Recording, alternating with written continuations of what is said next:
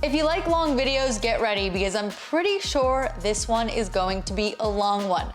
We're going to be previewing week 2 of semifinals, and this week we have the most semifinals going, and that is 3 of them. So we've got a lot of athletes to talk about, and I'm just gonna jump right into it because it's gonna take some time.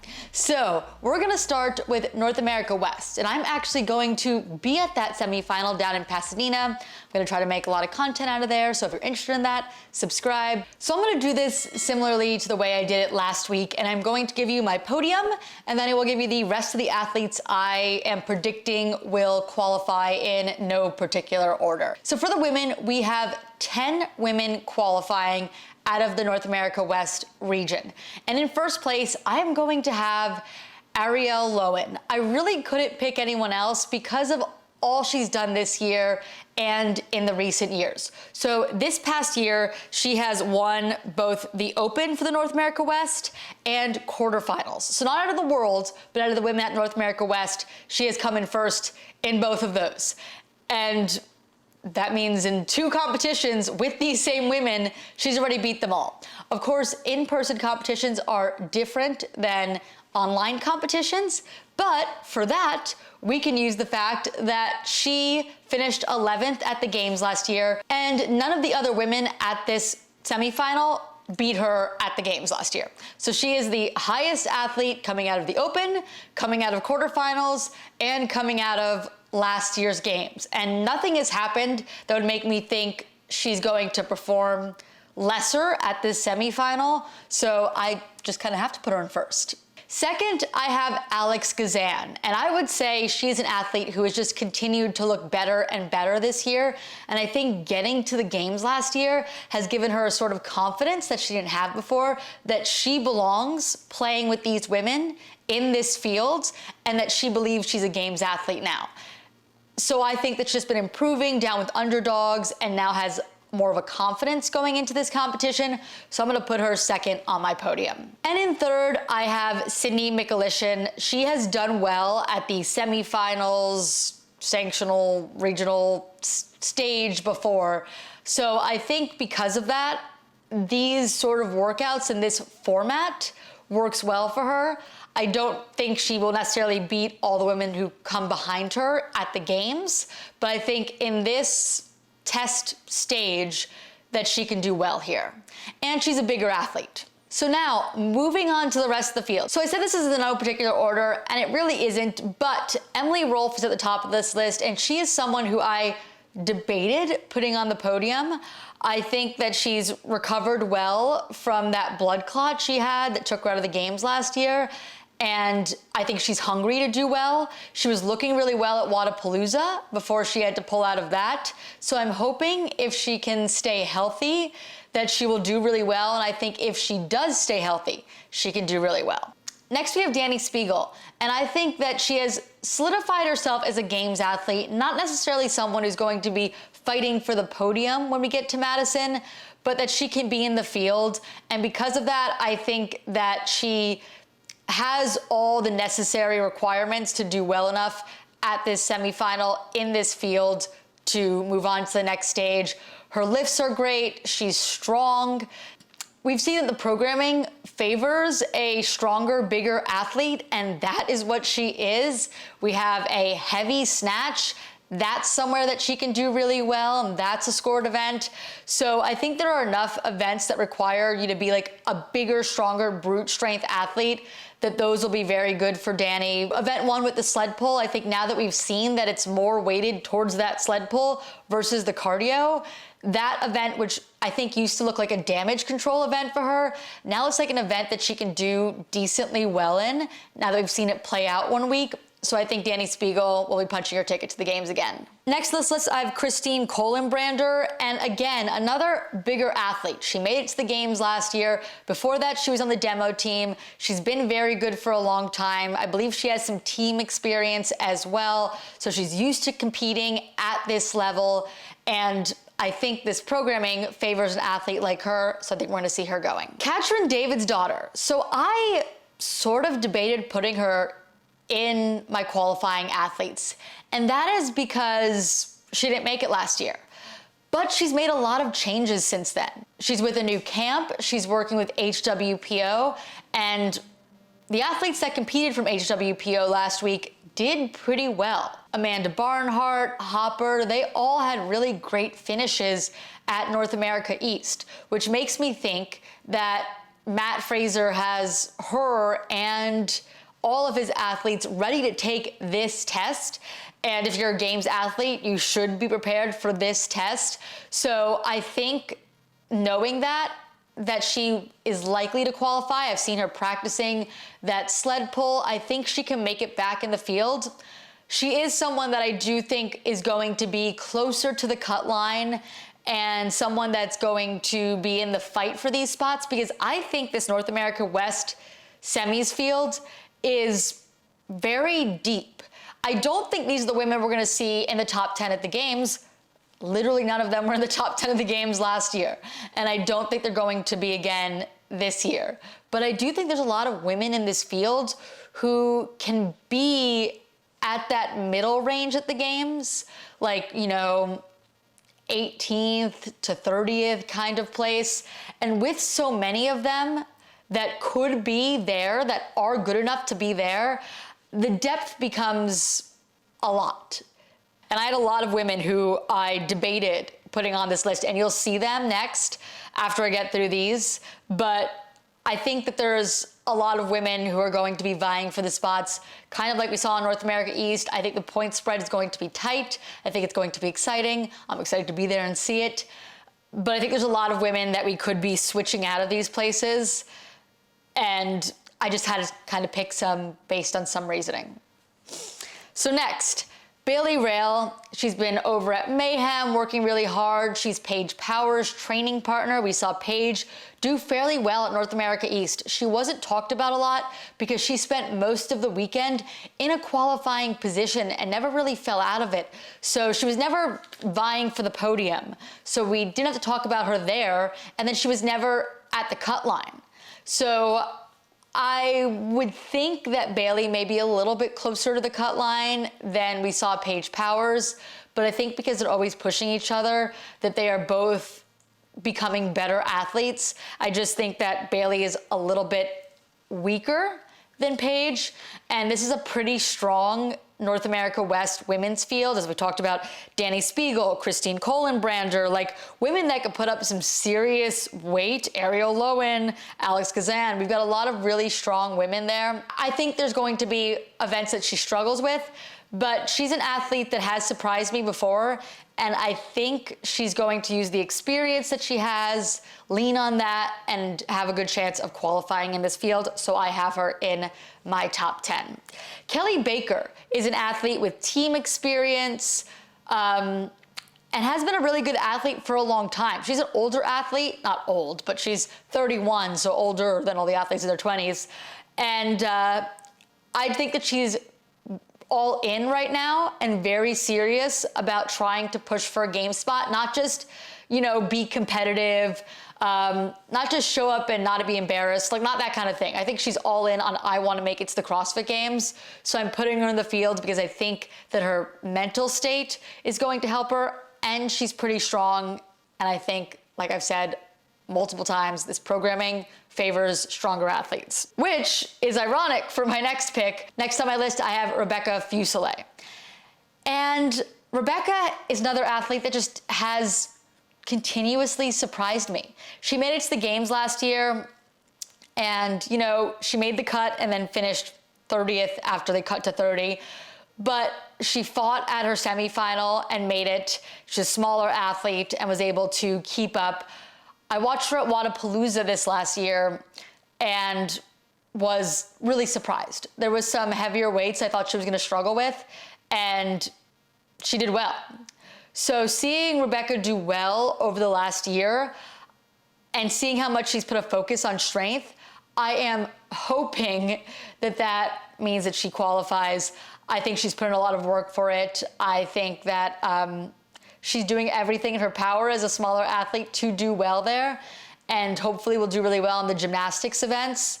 So I think that she has a shot, especially seeing someone like Sydney Wells not do as well in some events and still make it to the games, that maybe Rebecca can do something similar, but, you know, in different events, right? Like I think the gymnastics event, even with the rucksack, because she has all this gymnastics experience, I think she'll still be really good on that event, maybe taking a top position in that event. When we come to the max snatch, she's not gonna do very well. One of my concerns with her is she going to be able to move that sled? Because we saw some of the smaller athletes struggle with the sled pull. My hope is that over this last week that they've been putting some work into that now that they know what it looks like. But I think everyone's going to do that, right?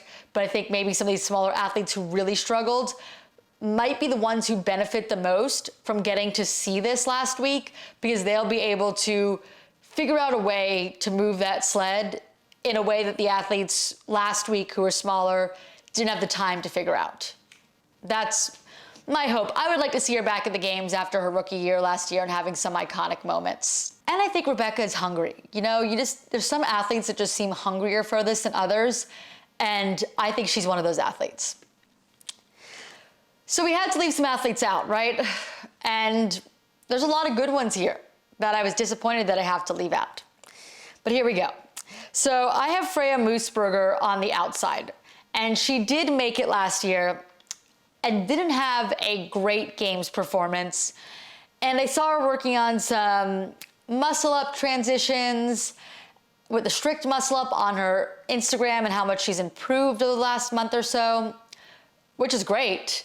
But now that the events have been announced and we're throwing a rucksack on that event, there are certain events I just feel like that one, that she just might not excel at.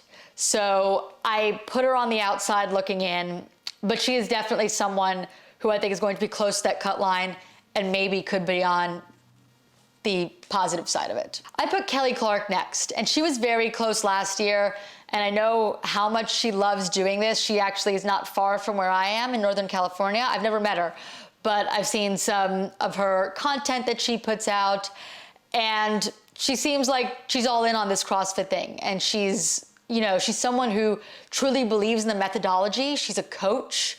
I would love to see her do well, because she's the kind of athlete we used to have in this sport who weren't full-time athletes, but also people who taught CrossFit and really lived and breathed the methodology.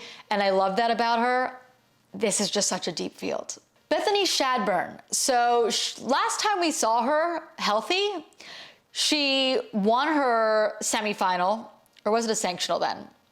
I don't remember. But that was the year that she got COVID. She won, it was the West Coast Classic, I believe. She won that event and looked great going into the games.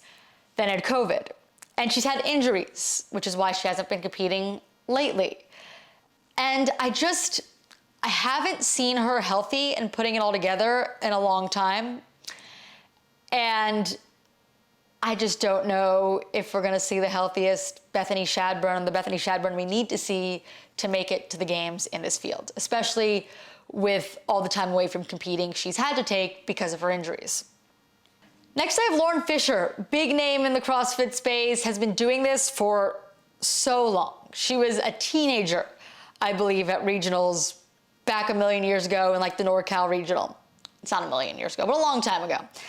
She's been doing this for so long. She was on the team last year. She had an injury that kind of impacted that CrossFit Reykjavik team and their performance at the games. She is working with Training Think Tank now.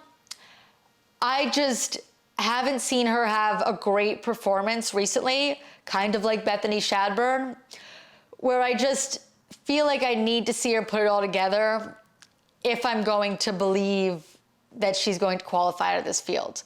Because she was at the Down Under CrossFit Championship and she competed against Madeline Sturt there, and Madeline Sturt beat her, and we're not there yet, but I'm not sure if Madeline Sturt's gonna make it to the games. So I think that says something about where I think Lauren Fisher is. That was a while ago though. She wasn't peaking for that. And just gonna run quick through a couple names of some other people. Chloe Wilson has been knocking on the door for a while. Allison Weiss was on a team last year, one of Invictus's teams. So Invictus is a good camp. We could see something from her. And Allison Scuds, I would love to see her make it to the games. I've spoken to her a few times and met her a few times. Really wonderful person. I would love to see her make it to the games, so I wanted to put her on this list, but I don't think she's gonna be quite there. So moving on to the men's side, and I don't feel the men's field is quite as deep as the women's field, but we do have a lot of great men here, including very possibly the winner of the games. And, you know, the podium I'm about to say are all people that have been on the podium at the games. Spoiler. So these are some really great men.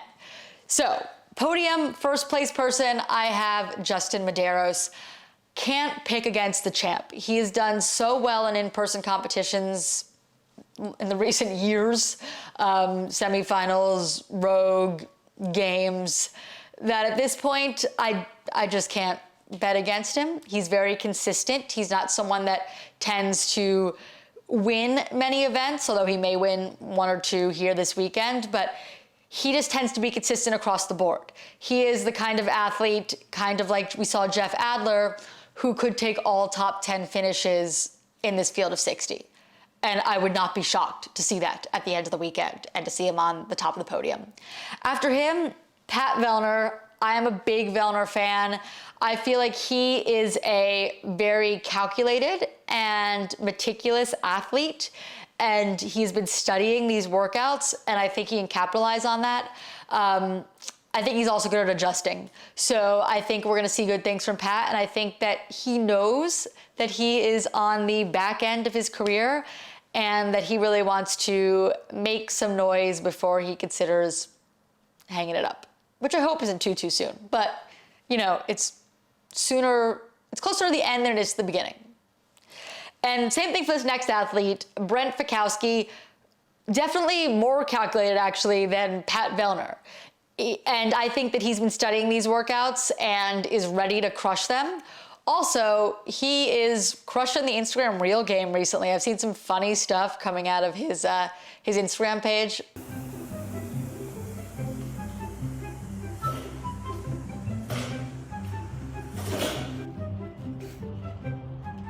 So we know he's aware of the semifinal events and have probably broken them down to the second and knows what he has to do to execute. So I'm very hopeful to see him getting back to the games after having a finish last year that I don't think was what he wanted. Next, we're gonna do the rest of the field, no particular order. So on this list, I have Samuel Quant. I think that he is an athlete that is a little bit hit or miss. I believe he battles an autoimmune disease, if I'm not mistaken. I remember him talking about that in the past. So he is an athlete that, depending on where his body is, like where his health is, could come in very differently. He can knock it out of the park, or he could be near the back end of the field. I'm hoping, and I believe if he's got everything dialed in, if he's feeling his best, that he can easily make it, but we'll just have to wait and see. Next on this list, I have Cole Sager, and Cole Sager has been, you know, at so many CrossFit Games. I believe if he qualifies here, it'll be his 10th CrossFit Games. He's just somebody who's won, I believe, the Spirit of the Games Award.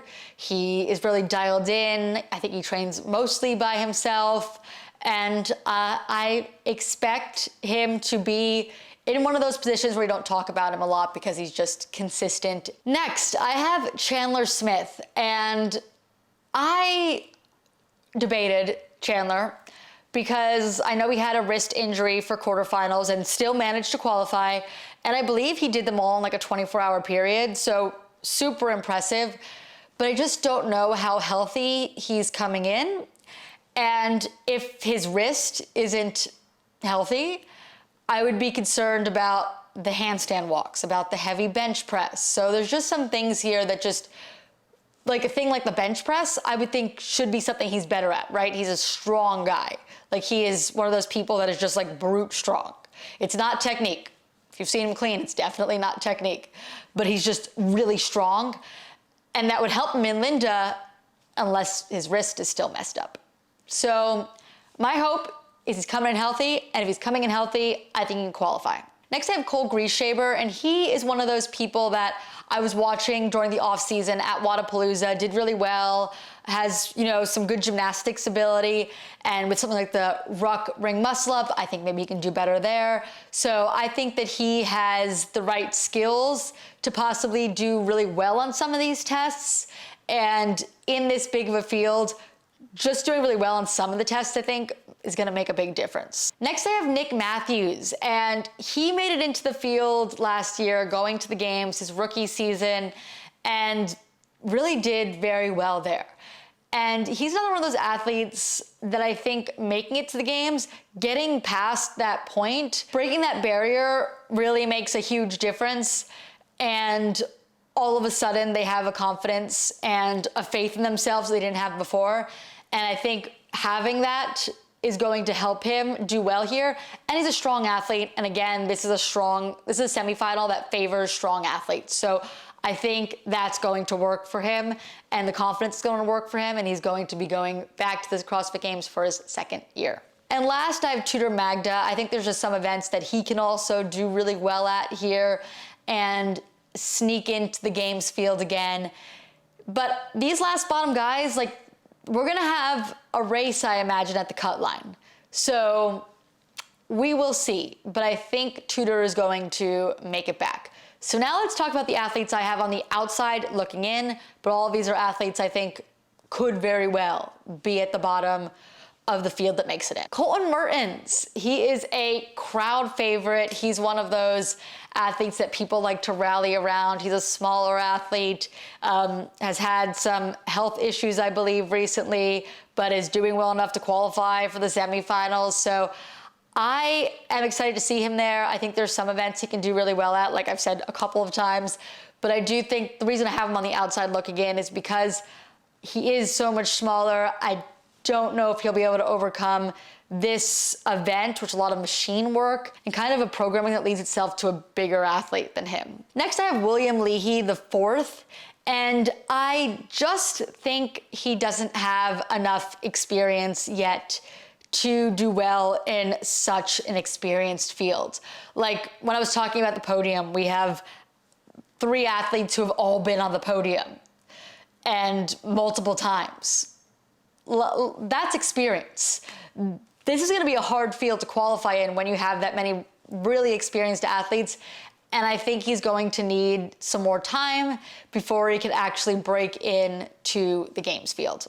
Then I have Scott Tetlow and Lenol Franco, 2 other guys that I think may be near that cut line and keep an eye on throughout the weekend. Okay, let's move over to teams. So here are my top 3. In first place, I have CrossFit Invictus. That is a name we've seen at the games so many times. They have such a consistency on the team side, and we saw them on the podium already. We've seen this same team on the podium last year. So podium games team, I'm thinking they're going to do pretty well at semis. They're very familiar with each other. There's just nothing that would make me consider them not the front runner unless there's some sort of injury we haven't heard about. Next, I have CrossFit Omnia, another team we have seen at the games a ton, so I expect them to do well in this field. And last, I have CrossFit Franco's Misfits. There's a couple people on this team who have some games experience, like Alexis Johnson, so I think that's going to help this team make it into the podium and pretty easily qualify for the games. Now on to the rest of the teams in no particular order. I have another CrossFit Invictus team, and that is CrossFit Invictus Unconquerable. And I think we're gonna see a lot of Invictus at the semifinal. Then I have Coda CrossFit Redemption. And I've only started this YouTube channel last year, but I actually was a member of a Coda CrossFit a couple years ago in Tulsa, Oklahoma. Now, this Coda CrossFit Redemption team is not out of Tulsa. They're out of, I believe, the gym in Oklahoma City. So it's not actually people I know, but it is a team of people that most of them qualified for the games last year, I believe. But one of the athletes tested positive for PEDs. They got cut. So I think that is the naming reason. Coda CrossFit Redemption. Next I have CrossFit Kilo 2. This is a team we've seen be competitive before, so I think they're gonna bring it back. Next I have Rhino CrossFit Dogs, and this is the underdog team, and I think they have a lot of athletes who work together often, have experience together, and had plans to go team this year and do well. So I think we're going to see them, because they're also focused on this, do pretty well here. And here we go, another Invictus team, CrossFit Invictus Sea of Green. That gym knows the team space. I think that they can qualify all three of their teams. They've qualified multiple teams before. This would not be a first for them. And they're just so experienced. And CJ Martin is just so experienced in getting teams to the games. I have to trust that he knows what he's doing and that this is another good team to make it into the field. CrossFit 417 is next on my list, and this is the team that Christine Coleman-Brander was on in the past when she had been on a team at the games. This is another team that has qualified for the games before, and I think they're gonna be making it back to the games again. And rounding out my list with CrossFit Overtake Team Density. So now that's a wrap of North America West, which was very long, and we still have 2 more semifinals, but because we have less qualifiers for these 2, I think it's gonna move a little bit faster. So moving on to Oceania, and each division, males, females, teams, get 3 athletes or 3 groups to the CrossFit Games. We're gonna start with the women, and in first on my podium, I have Ellie Turner. There was really no one else to pick. She did not win her quarterfinals, but she is training with Justin Medeiros. She has done well at the CrossFit Games. She qualified out of this field last year. Tia's not there, Kara's not there. I just couldn't put anyone ahead of Ellie, but there are some other really great athletes. So in second, I have Caitlin Van Ziel, and she won quarterfinals. She's experienced on a team at the games, and she was a 2019 individual. She's got a lot of experience. She seems like she is in a happy place in her life. She's got 2 kids, but somehow manages to stay focused and get all her training in, or get at least most of her training in, has learned how to prioritize to get the things that she needs to get done. And we saw her do very well at quarterfinals. She's working with Justin Kotler down at Underdogs. So I think that we're gonna see some good things from Caitlin, like we saw in her quarterfinals. And in third, I have Jamie Simmons. Jamie Simmons has a history of being very, very good. She has stood on the podium, I believe, at the games on a team. She has won the Open years ago.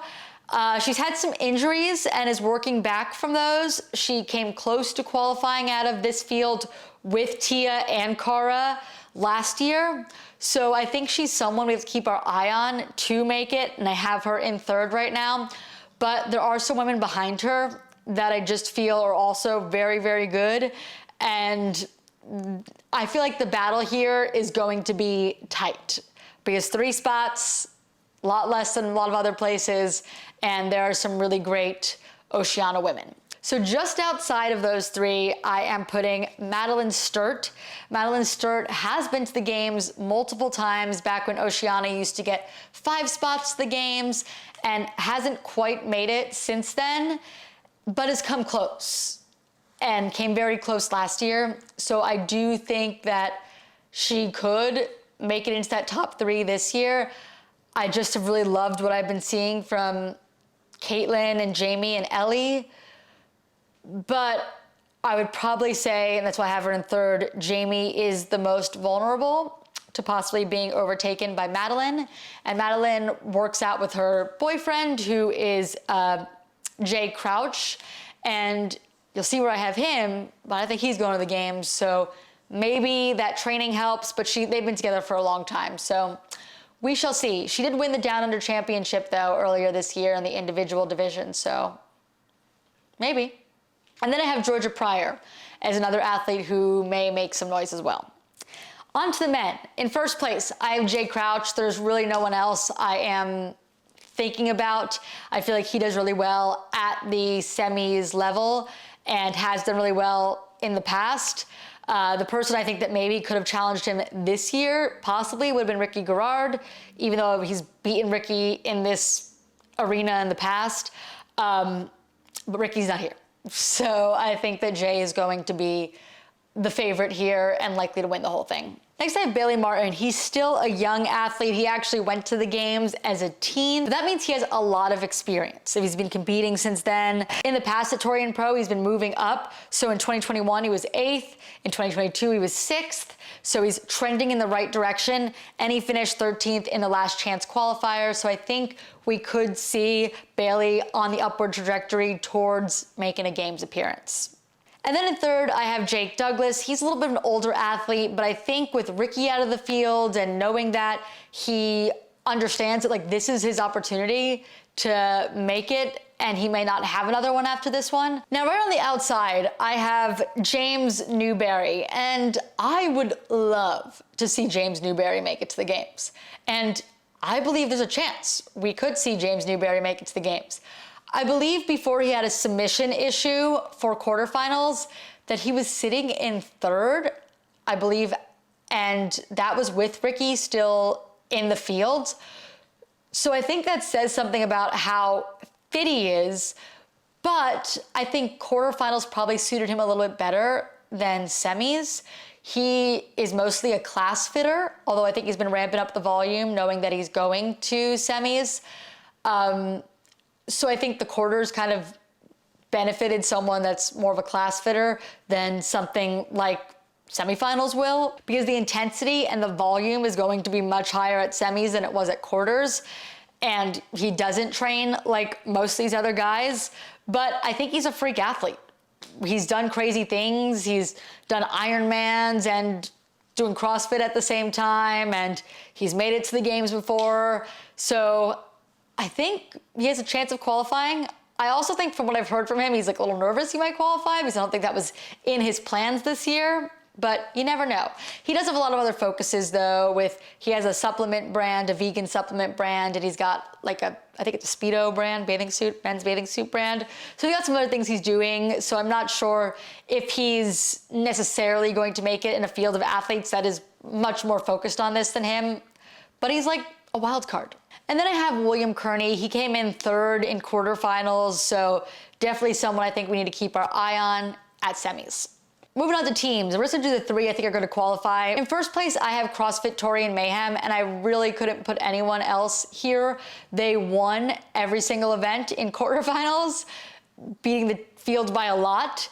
And they have Royce Dunn as their team captain. They have Brandon Swan, Marty Sykes, James Newberry is listed as their alternate. Like, this is a stacked team, and I don't think anyone at Torian is going to be touching them.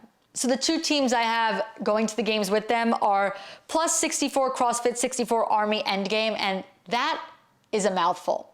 And I feel bad if they make it to the games for the announcers that will have to be saying that. And then I have CrossFit Torian Black, who did well in quarterfinals, and I imagine they work out with the CrossFit Torian Mayhem team from time to time. So they're just in the right environment to do well, to know what they have to do well at Torian Pro and punch that ticket. So finally, let's go over to South America. For South America, they're getting 2 spots for women, men, and teams. So on the women's side, I have in first place Victoria Campos, and she has done well over the last couple of years. She trains in Cookville with Mayhem. She works out with Roman Krenikov a lot. I just think that she's in the right environment to be doing really well and to beat the other women in this field. And then second, I have Sasha Nieves, and the reason I put her there, she's no longer with Mayhem. I think she's working with Proven now, but those are both 2 very good camps, and she competed on a team with Mayhem last year, and it's just a lot of experience of getting better, and she's super strong.